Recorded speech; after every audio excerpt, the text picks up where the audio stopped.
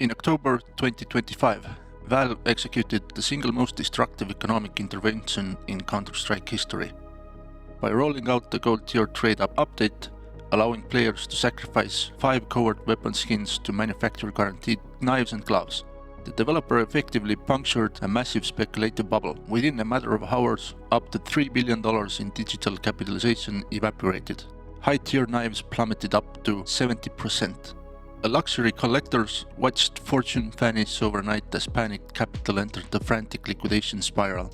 But amidst the absolute wreckage of high-tier market, a strange anomaly occurred. A 12-year-old discontinued Mil-Spec SMG completely defied market gravity. While the grandest luxury items in the game were bleeding value, the smart money was silently fleeing into an insulated safe haven. The MP7 Whiteout. Today we are talking about the fascinating history and hidden engineering of this monochromatic masterpiece. We are going far beyond the surface of its minimalist design. We are breaking down the secret anodized prototype that literally blinded players, the forgotten 2024 texture glitch, and exposed how Counter-Strike renders its weapons, and the brutal 1.35% mathematical trap that makes this skin one of the most unforgiving targets in trade-up ecosystem. To truly appreciate the engineering of the Whiteout, we have to travel all the way back to the very beginning of weapon customization. August 14, 2013, the landmark Armsteel update. Valve dropped the first weapon cases and a few selected map drop pools, including the Office collection. While the community was instantly drawn to complex graffiti-inspired pattern weapons or weapon finishes covered in skulls and camo, Valve's internal art team decided to run a parallel experiment in absolute minimalism. They designed a skin using solid color finish style, coating the entire frame of the MP7 in a single sterile layer of white paint. But there is a piece of deep developer lore hidden inside the Source Engine finish catalog that most players have completely forgotten. The MP7 Whiteout was never supposed to be a flat matte skin. Valve originally prototyped this weapon using anodized finish style. If it had made into the production, the Whiteout would have possessed a highly reflective mirror-like metallic white sheen, essentially looking like a polished chrome block reflecting pure white light. However, internal testing quickly revealed a game-breaking problem. A pure white metallic surface combined with the Source Engine's early lighting models wreaked absolute havoc on player visibility. When a player ran into a bright sun on a high-exposure map like Dust 2, the anodized surface would catch the lighting angles and create intense full-screen glare. It literally blinded the player holding the weapon, obscuring their crosshairs and ruining competitive integrity. To preserve map visibility, Valve was forced to pivot the last minute. They stripped away the anodized layer and replaced it with a flat spray-painted solid color matte finish we use today.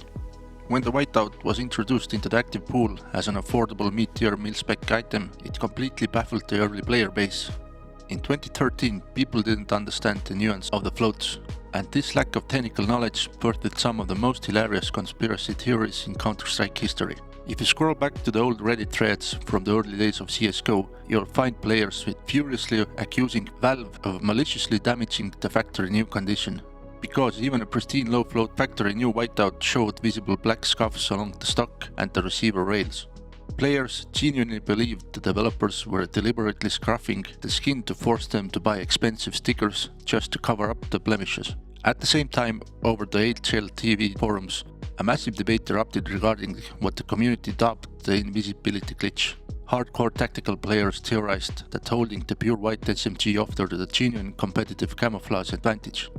They claimed that if you held a passive angle inside the long, light-colored snowy hallways of the Office map, the weapon model would completely blend into the background geometry, delaying a counter-terrorist's reaction time by a crucial fraction of a second. Eventually, skin analysts fully debunked this theory as classic placebo effect, proving that the weapon's shadow and silhouette outline rendered identically to any other skin. But by 2017, community sentiment shifted from confusion to pure reverence. The minimalist movement and the rise of white loadout aesthetic swept through the pro scene. Pioneered by players like Chris J and heavily wielded by icons like Simple, the Whiteout ceased to be viewed as unpolished plain drop. It became a status symbol of sterile sophistication. As the years went on and the Office collection was permanently removed from the active gameplay drop pool, the Whiteout supply began to dry up. And this is where the skin transitions from aesthetic play skin into a brutal mathematical nightmare for the trade-up community. The MP7 Whiteout is fundamentally broken by its programmed float constraints.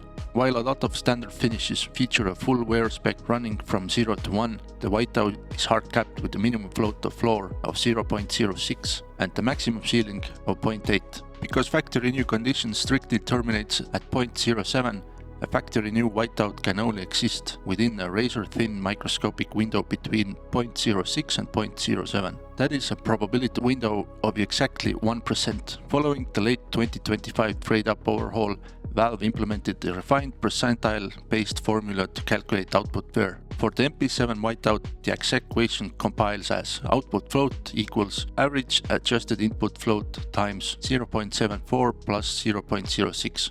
This formula is an absolute slaughterhouse for amateur investors, because the system now normalizes every input skin float value relative to its specific caps before running the calculation. Using standard 0 to 1 filler skins as a baseline will almost always drag your output float directly into the minimal wear tier. To bypass this trap and hit that microscopic factory new target, your input skins must reside in an absolute top 1.35th percentile of their respective wear ranges. We are talking about hunting down 000 float inputs with an average wear of 0.009 or lower. Even if you construct a pristine contract using nearly flawless factory new inputs with an incredible average float of 0.005, the math pushes the output float to 0.0637. You are left hovering dangerously close to a minimal wear downgrade. This inherent mathematical friction is exactly why factory new Whiteouts have an astronomical price over minimal wear. Today the Office collection has become so incredibly rare that doing a pure Whiteout contract is a massive high-risk gamble reserved strictly for the market's elite spreadsheet engineers. Personally, I really like that we have these skins that are basically impossible to craft. This makes trade-ups so much more fun, and I like we have old collections where even mil-spec skins can be highly desired. Not only because of the overall scarcity, but also because new ones in certain conditions cannot be manufactured in high numbers, so these skins will be desired forever. Beyond the market dynamics, the technical execution of Whiteout reveals a hidden reality about how Counter-Strike 2 actually processes visual assets. We tend to view skins as permanent, hard-coded textures baked into a 3D weapon model. But at high-profile engine dislocation in late 2024 proved that the Whiteout is actually a ghost haunting the game's internal rendering stack. During a series of unannounced ninja updates deployed by Valve in late 2024 to correct engine rendering and lighting inconsistencies, a bizarre structural glitch occurred across live matchmaking servers, but it didn't happen to the Whiteout directly. It happened to the MP7 Fade. Players holding the MP7 Fade noticed that their weapon would randomly bug out, flashing random colors every single round instead of iconic gradient. Valve rushed out a quiet hotfix, burying the technical resolution deep inside a patch note casually titled "Fixed minor texture layering and ramp sliding collision errors." But to virtual archaeologists, this glitch provided a rare, fascinating look behind the curtain of the Source 2 engine. It proved that the Whiteout isn't just simple white paint file. In the game's internal rendering stack, the Whiteout's flat sterile white base actually functions as a literal foundation architecture, the blank canvas upon which more complex patterns, alpha masks and texture overlays are projected. The glitch occurred because the engine temporarily dropped its layering barriers, letting other active patterns slide right onto the Whiteout's underlying base. It is a stunning example of a handcrafted, curated Valve design. In an era where game development is increasingly complex, the Whiteout stands as a monument to minimalistic precision. In 2025, Valve artist Ashi Chanches openly defended the game's strict AI disclosure protocols, famously describing generative AI as a technology that relies on cultural laundering, IP infringement, and slopification. When skin archivists want to point to the ultimate antithesis of digital slopification, they point directly to the handcrafted monochromatic perfection of the 2013 Whiteout. This brings us back to the incredible events of late 2025 and how this humble Mil-Spec SMG became a digital gold standard. When the Retakes update dropped, the immediate introduction of knife and glove manufacturing shook the community to its absolute core. For 12 years, a knife was unbox-only luxury. Suddenly, anyone with 5 Covert threads could print the blade. Premium market experience and immediate supply shock. Safe haven assets like a butterfly knife or top-tier glove saw immediate violent capital flight, wiping billions off the aggregate market cap in the frantic 24-hour window.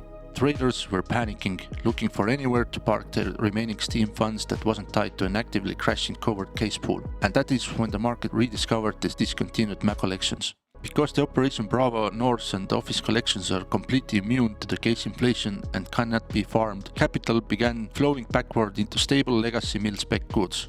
The MP7 Whiteout completely stabilized as a neutral momentum asset. While the luxury gold tier market was in a state of chaotic liquidation, the Whiteout became a fortress of low volatility. The total skin market recovered nearly $1.1 billion within 24 hours of hitting its absolute bottom, largely because investors successfully relocated their wealth into stable, finite items insulated by their discontinued status. A skin that started its life as a common map drop in 2013 office building had evolved into a premier defensive hedge against absolute economic collapse. Because of this incredible economic stability and its purely sterile backdrop, the Whiteout eventually evolved into the ultimate undisputed canvas for high-tier sticker customizations. On a modern anime skin, applying a historic sticker usually obscures the artwork, creating a messy visual clash. But on the pure matte white frame of the MP7, every single decal looks like a polished museum display. The community routinely tracks jaw-dropping high-end crafts on this weapon. Legendary collector Path famously put together a flawless factory new Whiteout featuring a quad stack of Reason Gaming Katowice 2014 stickers, a piece of digital provenance valued in $10,000s of dollars. We've seen a similar elite applications with 4x Team LDLC stickers, but the absolute peak of the Holy Grail flex for the modern hardcore collector is inspired by mega whales like Avalon 192. It is the ultimate expression of virtual prestige, taking a six-figure set of the rarest stickers in history and permanently cementing them onto a 2013 Mil-Spec SMG. The MP7 Whiteout is a fascinating testament to how the Counter-Strike economy actually operates. It survived the early community myth of the camouflage glitch, it survived the massive transition to the Source 2 PBR engine, and it completely insulated its holders from a multi-billion-dollar economic panic. It proves that true value in this game isn't always driven by flashing colors or covert art graphics. Sometimes value is driven by strict mathematical limitations, a flawless historical pedigree, and the sheer power of absolute minimalism. What do you guys think? Is the MP7 Whiteout a timeless minimalist masterpiece, or is it just an overpriced plain white gun? Would you ever dare to test your luck against the brutal 1.35% factory new trade-up trap, or do you prefer to keep your funds safely away from the calculator? Let me know down in the comments. And if you enjoy my yapping about the hidden lore and mathematics of Counter-Strike universe, hit that subscribe button. See you in the next one. Bye.